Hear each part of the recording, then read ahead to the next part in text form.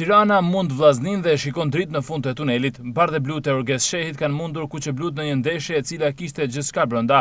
Golin që i dha 3 pikët e arta për Tiranën e shënoi Defrita Silva nga pika bardhë e penalltis. Kryesori i ndeshjes konsideroi si faull ndërhyrjen e portierit në dëm të Haxhiut, ndërsa nga pika bardhë u paraqit Defrita Silva. Pas këtij goli, Tirana nuk e uli ritmin, por reagimi i vllaznisë ishte i vakët, siç ishte edhe finalizimi i Muratajt pak minuta më vonë. Edhe pjesa e dytë ishte fotokopje e pjesës së parë, ku të dy ekipet tentuan që të shënonin gol, por protagonist u kthye arbitri. Miqt mbyllen takimin me 9 lojtar pasi Mala dhe Bajrami u ndëshkuan të dy me karton të kuq pas 2 të verdhëve që mori secili. Kjo fitore dërgon Tiranën në vendin e 6 me 41 pikë, ndërsa Vllaznia mban vendin e dytë me 60 pikë, por me 4 humbje radhazi. Fal këtij triumfi, skuadra vendase ka mundur që të evitojë rënien direkte një kategori më poshtë, ndërsa është ende në lojë për zonën e play-outit.